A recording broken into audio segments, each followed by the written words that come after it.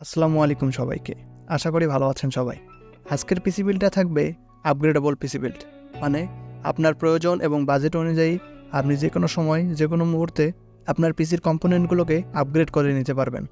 Ryzen 5 5600G দিয়ে থাকবে একটা চিপ বিল্ড, যেখানে এসএসডি এবং র্যাম আপগ্রেড করার সুবিধা থাকবে, সাথে থাকবে কেসিং আপগ্রেড করার সুবিধাও। এখানে প্রসেসর এবং মাদারবোর্ড আপগ্রেড করার সুবিধা দেওয়া হয়নি এই কারণে, কেননা প্রসেসর এবং মাদারবোর্ড আপগ্রেড করার সুবিধা থাকলেও প্রসেসর এবং মাদারবোর্ড আপগ্রেড করার বিষয়টি অনেক ঝামেলাযুক্ত, এবং যেহেতু সবগুলো কম্পোনেন্ট মাদারবোর্ডের সঙ্গে অ্যাটাচ থাকে, তাই আমাদের মাদারবোর্ডটিতে বেশি প্রেশার না দেওয়াই যুক্তিযুক্ত। আমরা মাদারবোর্ড এবং প্রসেসরকে ফিক্স রেখে বাকি কম্পোনেন্টগুলো চেঞ্জ করার বা ভবিষ্যতে আপগ্রেড করার চেষ্টা করব। আজকের বিলটা শুরু হবে 23,000 টাকার মধ্যে, এবং ভবিষ্যতে গিয়ে আমরা কিছু আপগ্রেডেশন করব এখানে। বাই দ্য ওয়ে, পুরো ভিডিওর ভয়েস ওভার জুড়ে থাকবো আমি মুন্না, আপনারা দেখছেন টেক টার্মিনাল বাংলাদেশ। তাই আপনার যদি এরকম টিপস অ্যান্ড ট্রিক্স বা কম্পিউটার গাইড রিলেটেড ভিডিওগুলো পছন্দ হয়ে থাকে, তাহলে আমার চ্যানেলটা সাবস্ক্রাইব করবেন এবং বেল আইকনটা বাজিয়ে দেবেন, যাতে আমি ভিডিও আপলোড দেওয়ার সাথে সাথে আপনার কাছে নোটিফিকেশন পৌঁছে যায়। তো চলুন মেইন ভিডিওতে ফিরে যাই। তো শুরু করতেছি আজকের বিল্ডের প্রসেসর Ryzen 5 5600G দিয়ে। এখানে একটা প্রশ্ন হলো, আমি আমার এই চ্যানেলে Ryzen 5 5600G'র ভিডিও এত কেন বানাই? কেননা আমার চ্যানেলের যে ভিডিওগুলো আছে সেগুলো সব বাজেট বিল্ড ভিডিও, আর বাজেট বিল্ড ভিডিওতে Ryzen 5 5600 ছাড়া অন্য কোনো প্রসেসর সুইটেবল না। এই প্রসেসরটি যে দামে যে পারফরমেন্স অফার করছে সেটা অন্য কোনো প্রসেসর দিতে পারবে না। তাই আজকের এই 23,000 থেকে 24,000 টাকার বিল্ডেও আমি এই প্রসেসরটা সবাইকে রেকমেন্ড করব। এই প্রসেসরটিতে রয়েছে 6 কোর এবং 12 থ্রেড, রয়েছে 16 MB L3 ক্যাশ, সব মিলিয়ে 19 MB ক্যাশ রয়েছে, যেটা আপনার গেমিং, এডিটিং এবং হেভি টাস্কগুলোকে অনেক সুন্দরভাবে হ্যান্ডেল করতে পারবে। এখানে একটা ইম্পর্টেন্ট কথা বলে নিতে চাই, যারা এরকম আইজিপিইউগুলো দিয়ে বিল্ড করেন তারা সবসময় চেষ্টা করবেন 16 GB র্যাম নিয়ে নেওয়ার, কেননা এই প্রসেসরগুলোর পারফরমেন্স তখনই ইনক্রিজ হয় যখন এরা পর্যাপ্ত পরিমাণে র্যাম ইউজ করতে পারে। এই প্রসেসরের ভেতরে রয়েছে একটি শক্তিশালী GPU Radeon Vega 7। Radeon Vega 7 তার কাজগুলোকে স্বাচ্ছন্দ্যপূর্ণভাবে এবং ফ্লুয়েন্টলি করার জন্য র্যাম থেকে 2 থেকে 4 GB র্যাম কনজিউম করে থাকে। তাই আপনি যদি শুধু একটি 8 GB স্টিক ইউজ করেন, তাহলে হয়তো একটা সময় গিয়ে ডে টু ডে টাস্কগুলো করতে আপনার প্রবলেমে পড়তে হবে।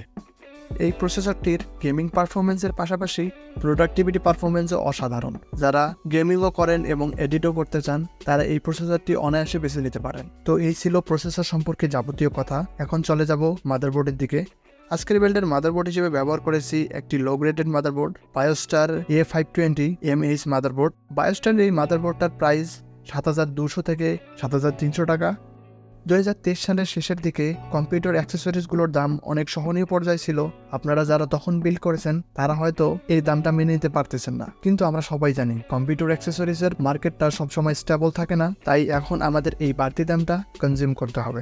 তো বায়োস্টারের এই মাদারবোর্ডটিতে রয়েছে একটি Gen 3 SSD স্লট। Gen 3 হাই স্পিড এসএসডিগুলো ইউজ করতে পারবো, যাতে আমাদের বুটিং টাইম এবং অ্যাপ্লিকেশনগুলো খুব স্মুথলি এবং তাড়াতাড়ি রান হয়ে যাবে। এসএসডি স্লটের পাশাপাশি এই মাদারবোর্ডটিতে সমস্ত ধরনের প্রয়োজনীয় স্লট দেওয়া আছে।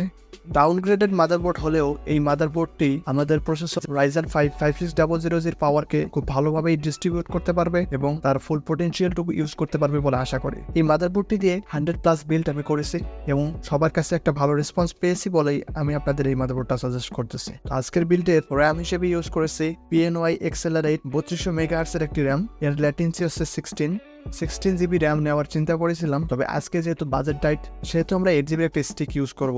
পরে বাজেট হয়ে গেলে আমরা একটা 8 GB স্টিক অ্যাড করে 16 GB করার চেষ্টা করব। হঠাৎ করে এসএসডি এবং র্যামের দাম এতটাই বেড়ে গেছে যে র্যামগুলোর মার্কেট প্রাইস ছিল 2,000 টাকা, সেই র্যামগুলো আজকে 2300 থেকে 2400 টাকা, ইভেন 2900 টাকা পর্যন্ত হয়ে গেছে। তাই আমাদের নির্ধারিত মূল্যের বাইরে না গিয়ে আমরা PNY Accelerate এই র্যামটাই চুজ করেছি।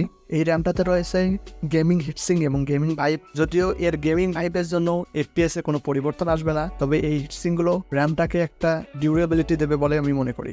এসএসডি, এখানে এসএসডিতে একটা টুইস্ট আছে, আমরা এখানে কোনো NVMe SSD ইউজ করব না।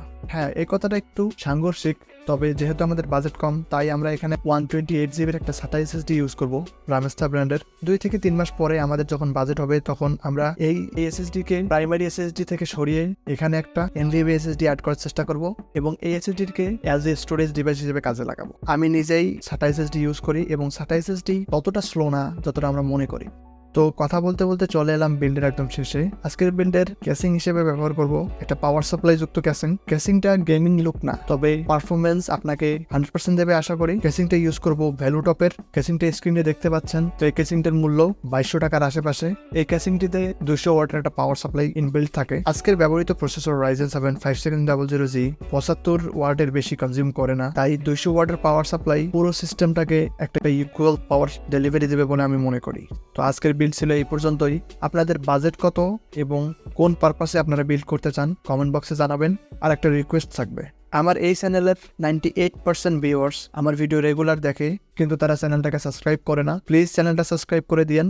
তো দেখা হবে অন্য কোনো বিল্ড ভিডিওতে এবং অন্য কোনো বাজেটের বিল্ড নিয়ে কথা বলবো। ততক্ষণ টেক টার্মিনাল বিডির সাথে থাকবেন। ধন্যবাদ।